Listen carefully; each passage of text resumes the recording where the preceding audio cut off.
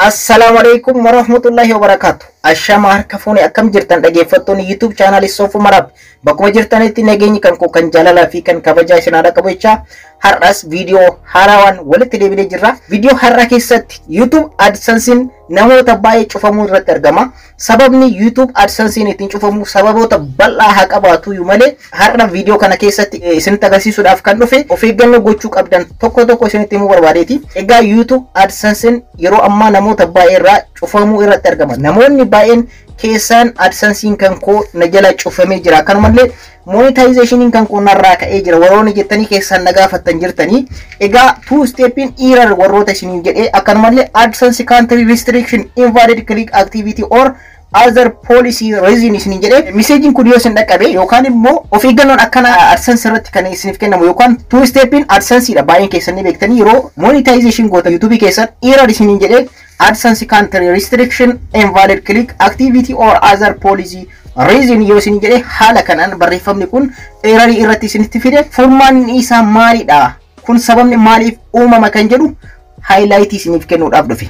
Barnoota AdSense dhaan wal qabatee rakkoowwan AdSense uumuu danda'u yookaan AdSense baay'een keessan ni beektanii YouTube channel keessan irratti qarshii isin hojjettan walitti kuusuudhaan gara akkaawuntii baankii keessanitti qarshii keessan dhaabbata galii isiniif godhudha jechuudha. Akkaawuntii mataa keessanii barattanii AdSense akkaawuntii jechuudha.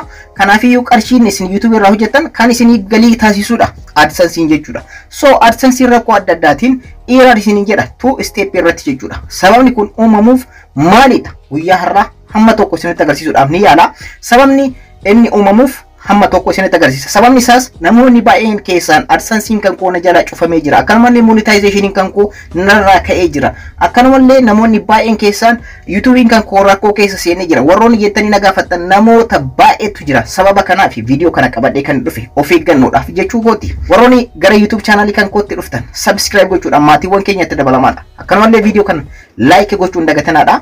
Egaa guutumaan guututti akkuma duraan dursee isiniif ibsuudhaaf yaaletti Google AdSense keessan two stepin error yoo isiniin jedhe rakkoon isaa baay'eedha.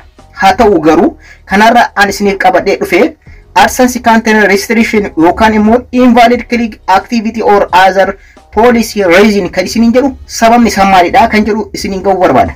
Egaa AdSense country restriction kan jedhu maalidha? Information isan AdSense irratti guutan rakkoo biyyaatiin wal qabatee kan uumame yoo ta'e fakkeenyaaf namoonni baay'een AdSense isaanii yeroo verify godhan jechuudha. Yeroo verify godhan karaa baay'eedhaan jechuudha. Pinin yoo isin dhaqqabe already pinidhaani. Pinin warroota hin dhaqqabne immoo information adda addaa guutuudhaan karaa baankiitiin ta'uu danda'a. Information baankiitiin akkanumallee waraqaa eenyummaatiin akkanumallee paaspoortiidhaan biliiwwan adda addaatiin nagahee adda addaatiin jechuudha. Waraqaa konkolaachisummaa adda addaatiin verify gochuun ni danda'ama AdSense jechuudha. Garuu yeroo isin guutan biyyi isinit guutan sirrii yoo hin ta'in AdSense irratti sirrii yoo hin ta'in fakkeenyaaf namoonni tokko AdSense tax info akkaataa ittiin guutan kanaan dura isinitti agarsiiseera. Yeroo guutan akkamitti guutu biyya wal jijjiiru. Ameerikaa osoo hin jiraatin Ameerikaa keessa osoo hin ta'in yookaan AdSense isaanii kaffaltiin kan isaaniif raawwatu Itoophiyaa keessa osoo ta'u ani biyyan jiraadhu yeesseedhanii waliigaltee uumanii akkana Ameerikaa keessa yerootti of fakkeessanii warroonni foormii akkasii guutan jiran jechuudha. Sababa kanaaf foormii kana waan dogongoraniif wanti kun AdSense country restriction jedhee itti dhufaa jechuudha. Yeroodhaan booda yeroodhaaf fudhatama argachuu dandeessan. YouTube keessan hojii see galuu danda'a, qarshii isiniif kafaluu danda'a. Garuu dogongora akkanaa yoo kan raawwatan ta'e wanti akkanaa step lammaffaa irratti AdSense keessan error isiniin jechuu ni danda'a jechuudha. Inni biraa immoo invalid click activity ka jedhudha. Invalid click activity jechuun qarshii YouTube irraa hojjechuudhaaf qofa jecha akkaawuntii garaagaraatiin YouTube keessan tabsiisuu jechuudha. Wanta biraati miti. Keessattuu namoonni gareedhaan hojjetan amma of eeggannoo cimaa taasisuu qabdu. Sababni isaas wanti kun kanaan dura hin turre namoota baay'ee irra gahaan turre akka tasaati kan kanaan dura dhufe amma immoo namoota baay'ee namni an beeku qofti namni 10 na gaafatee jira gaafii kana. So irraa of eeguu akka qabdan isin hubachiisuu barbaada. Egaa other policy reason jechuun yaa poolisiiwwan AdSense kan garagaraa jiranii. So poolisiiwwan isaanii kana yoo kan cabsitan ta'e illee two stepin kun yookaan AdSense accounting keessan error isiniin jechuu ni danda'a jechuudha. Egaa akkuma screen irratti argartan yeroo AdSense keessan AdSense accounting keessan keessa seentan your account is temporarily suspended isinii jedha. Kana jechuun egaa dhaggeeffattoota kan koo accounting keessan bifa anamma isinitti agarsiise kanaan two stepin kun YouTube studio keessa yoo seentan bifa anamma duratti isinii jedhe kanatti haala barreeffama sanatu isinii dhufa. Error isinii jedhe jalatti immoo AdSense country restriction invalid click activity or other policy reason isinii jedha jechuudha. Sababni kun uumamuuf sababoota anamma isinitti hime kanadha. So of eeggannoo akka gootaniif wanta kana qabadhee isinii dhufe. Privacy keessallee seentanii yoo ilaaltan jechuudha dhaggeeffattoota kan koo akkuma screen irratti argartan bifa kanaan isin dhufa barreeffamni lama isin dhufa. Innis account suspended due to country restriction and AdSense isin jedha. Karaan tokkoffaan isa kanaadha kan duratti isinitti himuudhaaf yaaledha. Country restriction kan jedhamu biyyootaan kan wal qabateedha. Biyyoota yeroo foormii guutan rakkoo yoo uumtanidha. Inni biraa immoo account suspended due to invalid visit or policy reason kan duratti isin jedhedha. Karaa seeraan alaatiin karaa barbaachisaa ta'anii qarshii qofa argachuudhaaf YouTube keessan irraa viidiyoo keessan kan beeksisa viidiyoo keessan irratti argamu irra deddeebiidhaan namni akka isin tabsiisu gochuu yookaan immoo isin mataa keessan irra deddeebitanii qarshiin YouTube irraa argachuudhaaf qofa beeksisa san tabsiisuu hin dandeessan. Al tokko hin dandeessanii garuu irra deddeebiidhaan namoonni baay'een YouTube isaanii clear godhanii gareedhaan ni tabsiisanii. So rakkoon akkana waan isin dhaqqabuu danda'uuf of eeggannoo akka gootaniif viidiyoo kana qabadhee isin dhufe. AdSense accounting rakkoowwan 5dha. Kan qabu jechuudha. Rakkoo 5 qaba, rakkoo 5 uuma.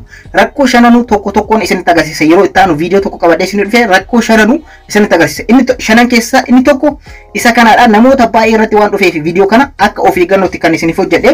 AdSense country restriction invalid click activity or other policy reason kan jedhu kun AdSense irratti error isin jedhe gubbaarratti jalatti barreeffamni kun ni jira.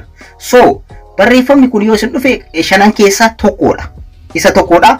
Akkaataa ittiin sirreeffachuu dandeessan viidiyoo tokko isiniif hojjedhaaf foormiin guuttanii ergitan jira.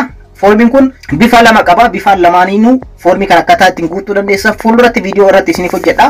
Appil gochuu ni dandeessanii, iyyannoo dhiyeeffachuu ni dandeessanii. Kanaafiyyuu iyyannoo kan akkaataa ittiin dhiyeeffachuu dandeessanii foormii kana immoo akkaataa ittiin guutuu dandeessan viidiyoo fuulduratti irratti isiniif hojjedha.